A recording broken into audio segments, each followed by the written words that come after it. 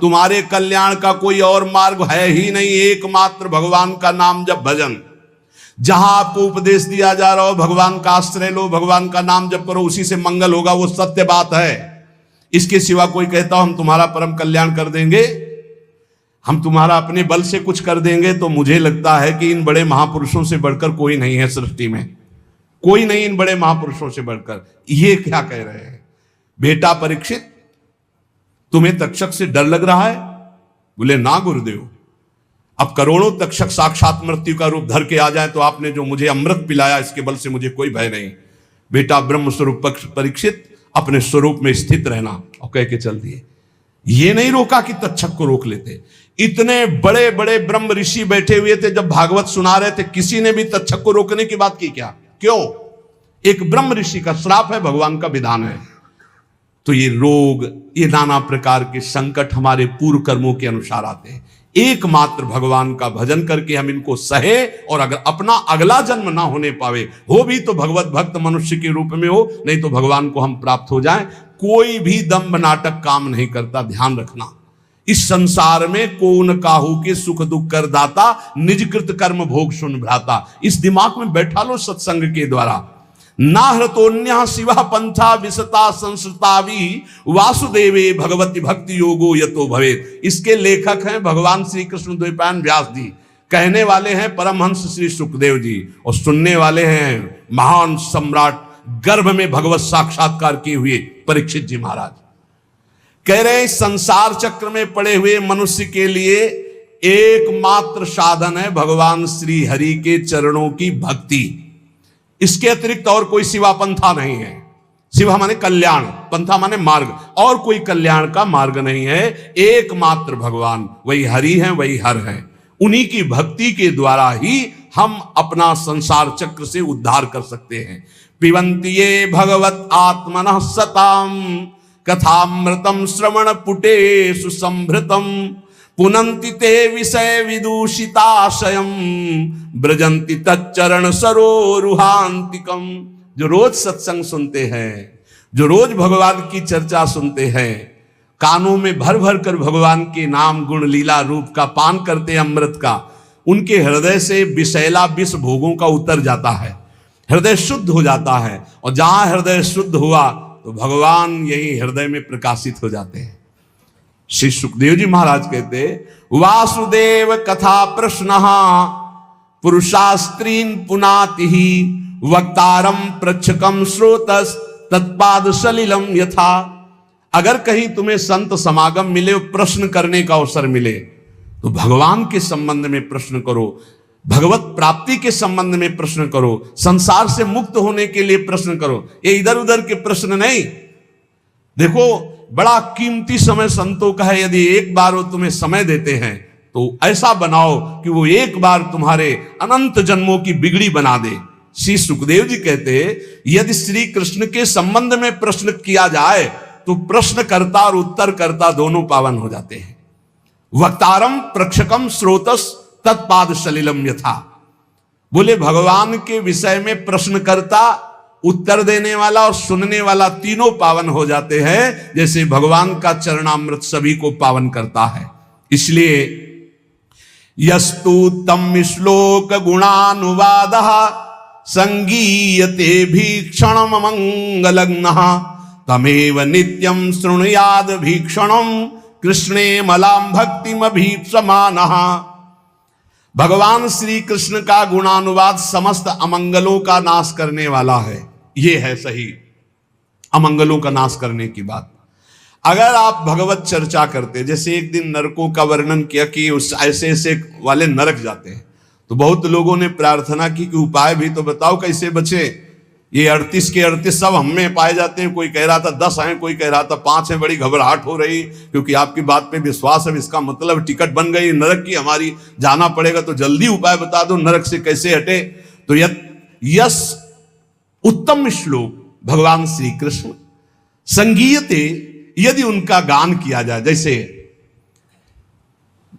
भागवत ले लो और 10वें स्कंद पढ़ डालो हिंदी से ही, तुम्हें संस्कृत नहीं आता है, 10वें स्कंद के रोज 2 अध्याय पाठ कीजिए। अगर थोड़ा संस्कृत आती, गोपाल शास्त्र नाम का पाठ कर लीजिए, और 1 घंटा नाम कीर्तन कीजिए, राधा राधा राधा, लिख लो, नरक नहीं जाओगे। इसका मतलब ये नहीं कि साफा बांध के नरक जाने वाले काम शुरू कर दो, फिर और नरक जाओगे।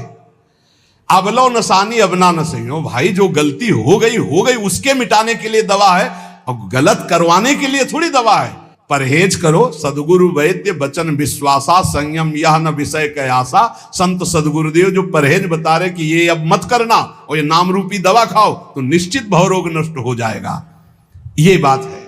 अमंगल अशुभ प्रारब्ध नष्ट करने की सामर्थ्य किसमें? भगवान की चर्चा में, भगवान की लीला कथा में, भगवान के नाम गुणगान में। ये बिल्कुल संशय रहित बात है, बिल्कुल संशय रही बात।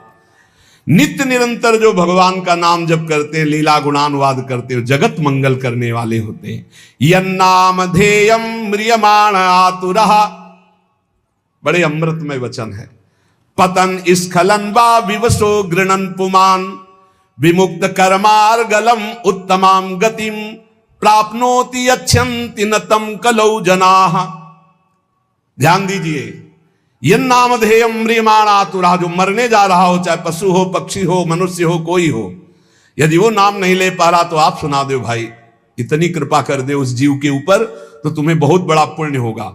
मरणासन पुरुष को नाम सुनाने के बराबर त्रिभुवन में कोई भी पुण्य नहीं है, इससे बड़ा कोई पुण्य। जैसे कोई पशु पक्षी मरने जा रहा हो, नजदीक जाके राम कृष्ण हरि या राधा राधा राधा सुना दिया, अब वो मरने जा रहा, घंटा 2 घंटा 4 घंटा 10 घंटा में भी मरेगा तो अब उससे कोई पाप होने वाला नहीं, वो भगवान को प्राप्त होगा, क्योंकि नाम कथन और श्रवण का एक ही फल होता है। तो बोले यन्नाम ध्येयम म्रियमाण आतुरः, यदि मरने का समय हो, व्याकुलता का समय हो, नाम वो नहीं उच्चारण कर पा तो आप नाम कीर्तन उस समय कर दो तो यमदूत नहीं आएंगे, उसका मंगल हो जाएगा। ये बहुत बड़ा पुण्य करना चाहिए। आसपास कहीं सुनो कि कोई पधार रहा है तो रज ले, चरणामृत ले, जाओ उसके मुंह में डालो, कोई परिचय नहीं, हमें कोई परिचय नहीं, वो भगवान का अंश है, उसे भगवान की प्राप्ति करानी हो। जाके थोड़ी देर बैठ के राधा राधा राधा, घर वालों से कोई मतलब, और बस उठे और चलावे, उसका मंगल हो गया।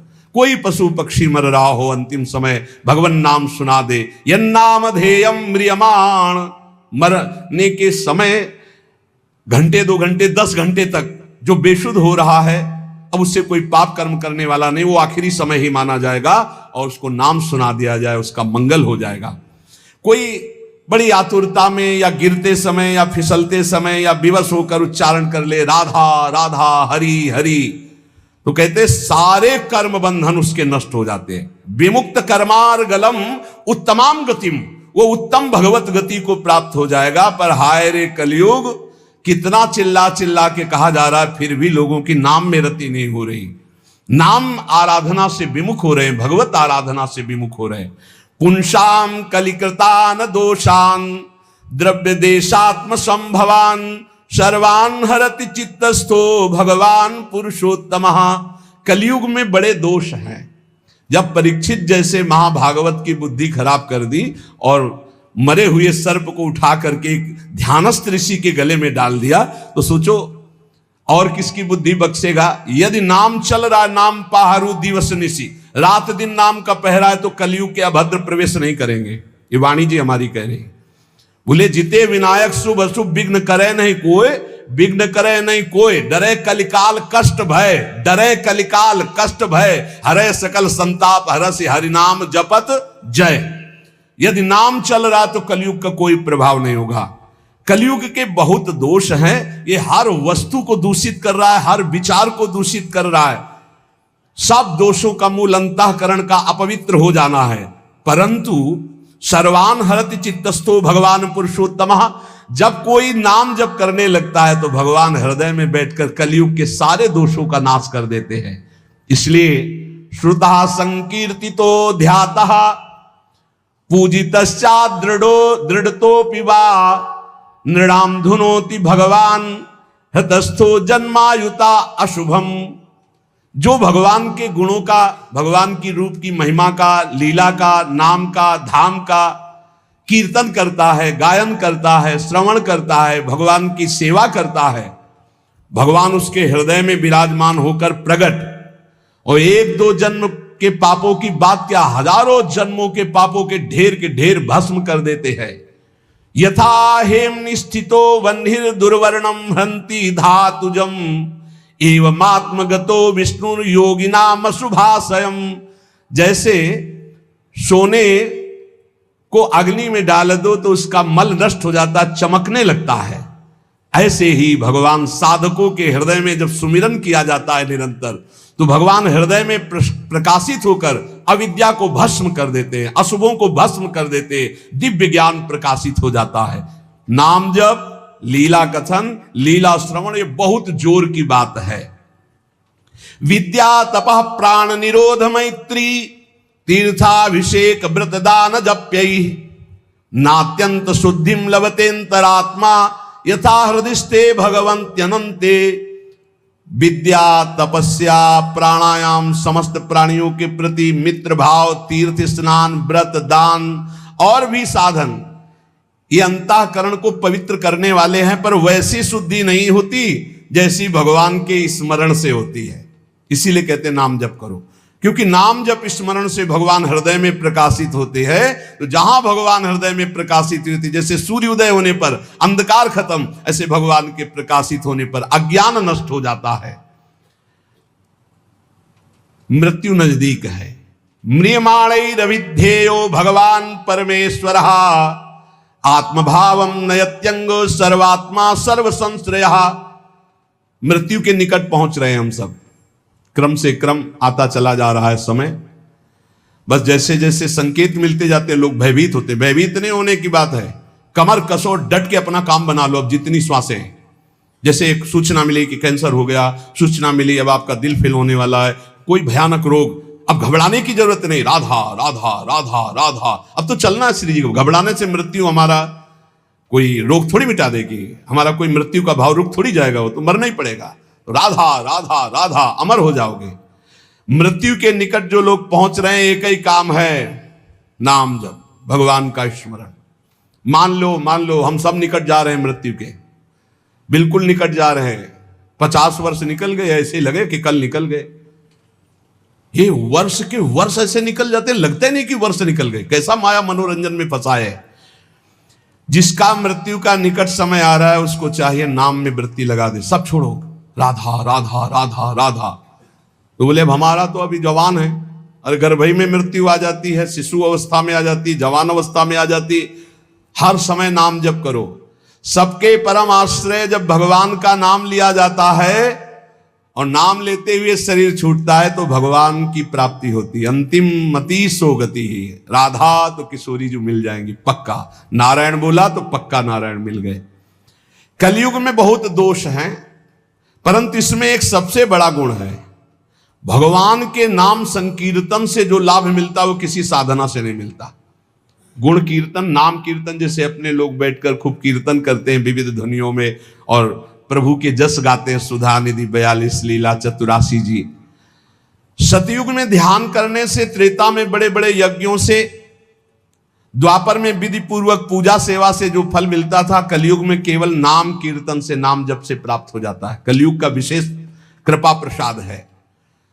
संसार सिंधु मति दुस्तर मुत्त तीर्षोर नान्यः प्लवो भगवता पुरुषोत्तमस्य लीला कथा रस निषेवण मंतरेण पुंसो भवेद विविध दुख दवार्दितस्य। जो लोग सहज में सरलता पूर्वक इस संसार समुद्र से मुक्त होना चाहते हैं, भगवान सुखदेव जी कह रहे हैं, जो लोग अनेक प्रकार के पाप कर्म कर चुके हैं और उस दुख दावानल से दग्ध होने वाले हैं, उनको बचना है तो एक उपाय है, भगवान का नाम जप करो और भगवान की लीला कथा सुनो। लीला कथा रस निषेवण मंतरेण। भगवान की लीला कथा सुनने के सिवा, नाम जप के सिवा और कोई सहारा नहीं इस कलयुग में। सब साधन चौपट कर देता है कलयुग। एकमात्र परम पवित्र नाम और भगवान की लीला कथा, इसी से सब प्राप्त कर लो, सहज सरल भाव से भगवान की प्राप्ति। उपासक को चाहिए कि सत्य भावना से ही भगवान की प्राप्ति होती है, इसलिए असत भावना का त्याग कर दे। जब कोई अधर्माचरण करके धन कमाता है तो ये 15 दोष बिना मोल के उसके पास आ जाते हैं। धर्म से धन कमाने पर और अधर्म से धन कमाने पर अंतर है। जब अधर्म से भगवान सत्य से प्राप्त होते हैं, जब अधर्म से आप धन कमाते हैं तो देख लेना ये 15 दोष आ जाएंगे।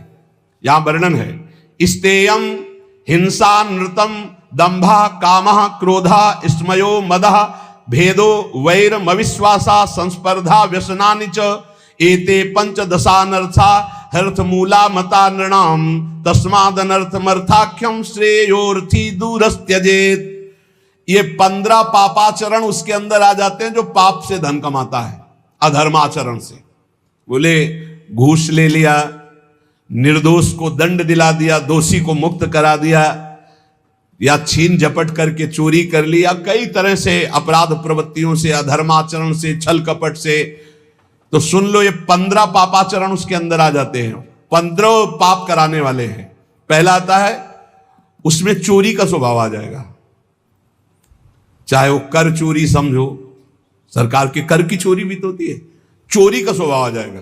जैसे कोई कहे बड़े ईमानदार हैं हम तो कोई चोरी नहीं करते, तो भैया देख लो, जब अधर्म से धन कमाओगे तो इतनी प्रीता होगी कि सरकार को कर देने की हिम्मत नहीं पड़ेगी। विविध प्रकार से आप कर चोरी करेंगे। कर चोरी करना भी पाप है, क्योंकि वो राजकर है। यदि उसको धर्म में आप लगा रहे हैं बात अलग है, नहीं तो उसको सरकार को दो, क्योंकि सारी व्यवस्थाएं हैं। कर चोरी को भी चोरी भी कहते हैं। हमें लगता है अगर ना दो तो तुम पकड़े भी जाओगे, बंदी भी बना दो, तुम्हारा धन भी जब्त हो जाएगा ना। तो चोरी अधर्म से धन कमाए पर। अब देखो जो बेचारे सरकारी नौकरी करते हैं तो उनको कटवाने की जरूरत नहीं हो, तो सरकार कर काट के अपने आप ही देती है। जहां अधर्म का धन कमाया जाएगा उसमें कर नहीं दे सकते, फिर वो अधर्म आचरण पाप कराएगा। पहला है चोरी, स्तेयम। दूसरा हिंसा, पक्का। धन अधर्म के द्वारा जब आता है तो वो हिंसा कराने के, प्रेरक, कर्ता, अनुमोदन, तीनों पाप को, चोरी और हत्या, हिंसा। जहां अधर्म का धन आएगा वहां शुरू। और झूठ बोलना तीसरा। चौथा दंभ करना।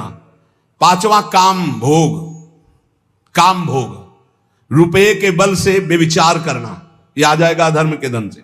और गुस्सा, क्रोध, अहंकार, गर्व, भेद बुद्धि, बैर, अविश्वास, स्पर्धा, लंपटता, जुआ, शराब, ये 15 दोष अधर्म के द्वारा कमाए हुए धन में आ जाते हैं। इसलिए अधर्म के धन से डरना चाहिए लोगों को।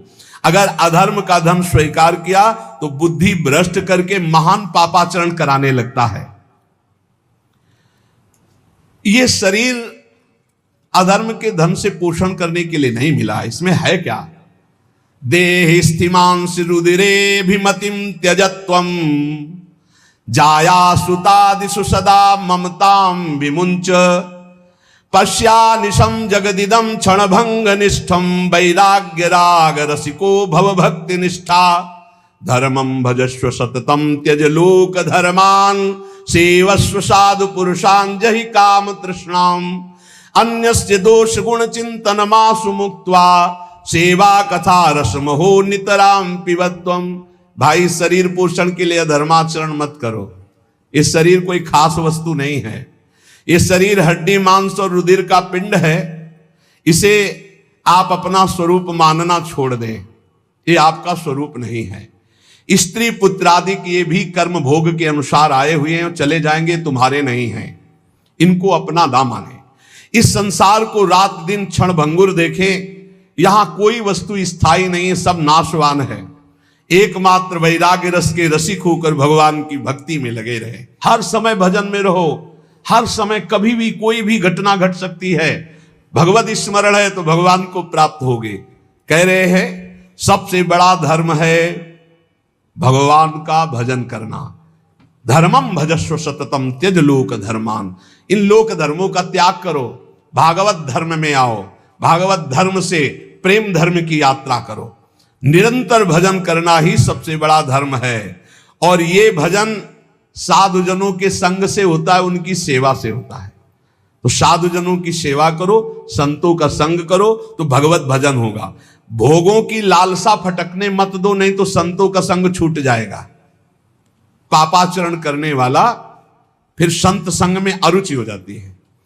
एक बहुत भगवत सेवा किए तो उसका फल हुआ कि उनको साधु संग मिला। जब साधु संग मिला तो एकदम टूट पड़े साधु संग में, साधु सेवा में। फिर एक दिन कहा हमारा तो सब कुछ छूट गया, हम क्लब जाते थे, हम ये करते थे, वो करते थे, वो हमारे दोस्त कहते हैं कि इतना नहीं होना चाहिए, नहीं तो फिर गड़बड़ हो जाता है। अब दोस्तों के संग का रंग चढ़ा कि जहां 63 पे आ गए थे वहां 36 पे पहुंच गए।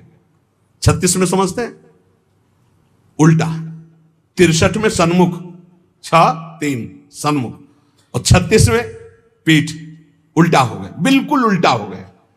अच्छा, उल्टा जब बुद्धि हो जाती है उनको समझाओ, तब उनको दोस्तों की बात पुष्ट लगेगी कि देखा ना वो कह रहे थे, देखो फंसा रहे थे ना, अब हम थोड़ा हटने की कोशिश की ना तो देखो मीठे मीठे वचन बोलने लगे।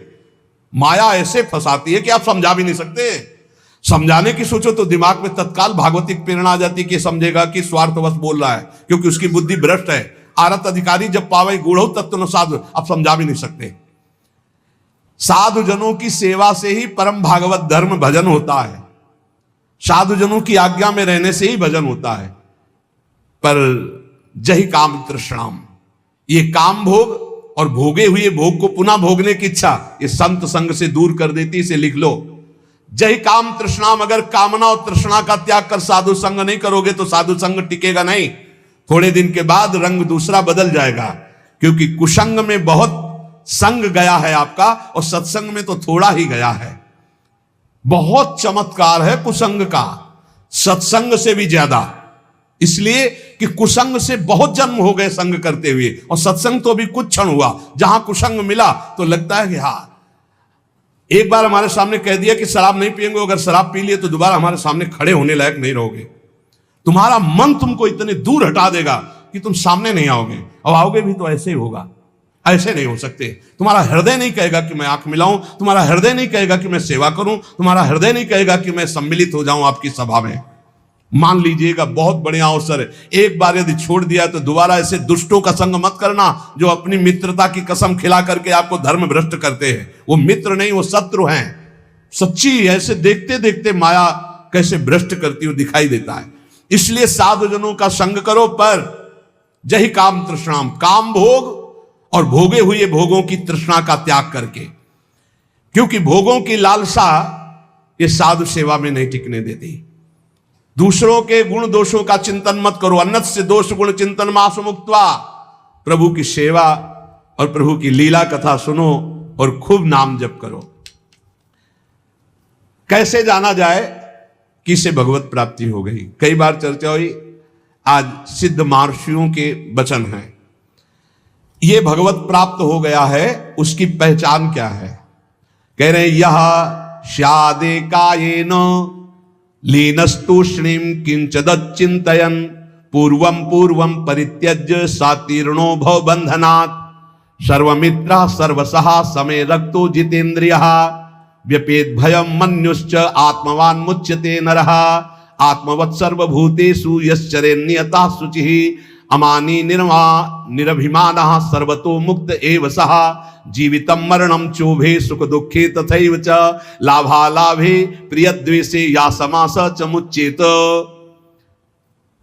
जो स्थूल शरीर और सूक्ष्म शरीर दोनों का त्याग कर चुका है, ना स्थूल शरीर की क्रियाओं से मतलब है, न सूक्ष्म शरीर के चिंतन से मतलब है। बहुत ऊंची स्थिति है। कोई संकल्प विकल्प नहीं, हर समय अलग रहता है स्थूल और सूक्ष्म से। एकमात्र परमात्म स्थिति में वो संसार बंधन से मुक्त हो चुका भगवत प्राप्त महात्मा है। कैसे जानोगे ये प्रगट में? क्योंकि अंतर की स्थिति है, इसलिए बिना भगवत प्राप्त हुए भगवत प्राप्त महात्मा को नहीं जाना जा सकता। दूसरा, जिसका व्यवहार तो सबके प्रति मित्रवत होता है, पर होता किसी का नहीं है। मित्र किसी का नहीं होता हो, मित्रवत व्यवहार होता है। या वो आत्मस्वरूप अपने आप को सब जगह देखता है, या अपने भगवान को सब जगह देखता है। बाहरी सांसारिक मित्रता नहीं होती। जो भारी से भारी कष्ट में भी मुस्कुरा कर रहता है, सह लेता है, शांत रहता है, ये भगवत प्राप्त महात्मा के लक्षण है। सबसे मित्रता का व्यवहार पर कोई मित्र नहीं है। सब कुछ सह लेगा, चाहे जितना कष्ट आवे, ये भगवान की प्राप्ति की वृत्ति है। और उसका मन किसी भी भोग में जाता ही नहीं है। खान पान क्रियाएं सब ऐसे होंगी, लेकिन मन किसी भोग में नहीं जाता। वो सदैव अपने स्वरूप में रहता है, इंद्रियों में नहीं, भोगों में नहीं, मन में नहीं। किसी भी तरह से उसे क्रोध दिलाया जाए तो उससे क्रोध नहीं आएगा भगवत प्राप्त महात्मा को। ये भी पहचान भूल कर बैठोगे। सनकादि ब्रह्म प्राप्त है ना, सनकादि सनक सनंदन सनातन, और डंडा लगा दिया, बेत लगा दिया जय विजय ने, तो गुस्सा आ गई ना, रोक दिए ना, तो गुस्सा आ गई, 3 जन्म का साथ दे दिया। क्या भगवत प्राप्त नहीं है? क्रोध की लीला होना और क्रोध आना अंतर है, ये बात समझना है। बार बार लोमस जी भगवत प्राप्त महात्मा है, काकभूषुंड जी काट देते हैं कि मुझे साकार भगवान के दर्शन चाहिए। निराकार की बात तब करना जब रामचंद्र जी का दर्शन कर लूं, तब साप दे दिया। काक की तरह बार बार चेष्टा, क्रोध आ गया। तो वो विचार करते हैं, द्वैत के बिना क्रोध कैसा, अगर द्वैत तो ज्ञान कैसा।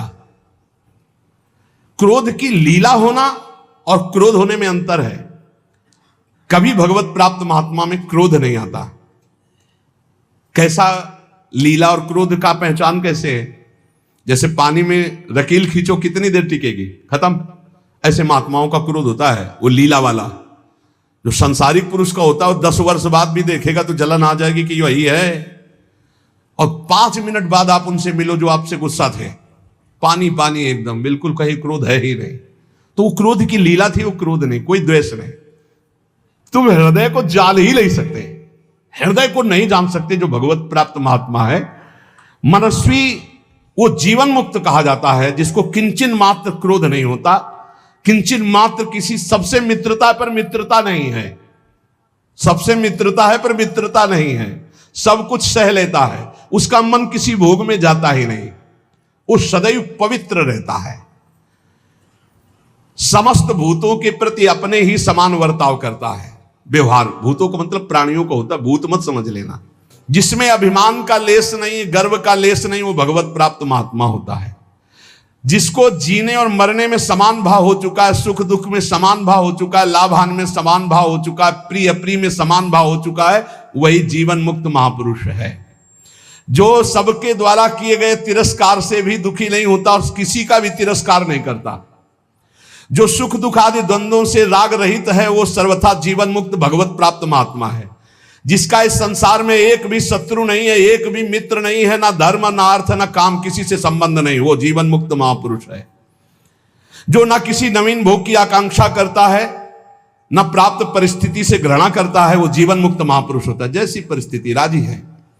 जो धर्म और अधर्म दोनों से परे है, जो पूर्व संचित पापों के परिणाम स्वरूप शरीर का त्याग कर दिया है, शरीर रहते हुए भी, क्या स्थिति, जिसकी कोई भी वासना नहीं, जो पूर्णतया निष्काम हो चुका है, वो भगवत प्राप्त महात्मा माना गया है।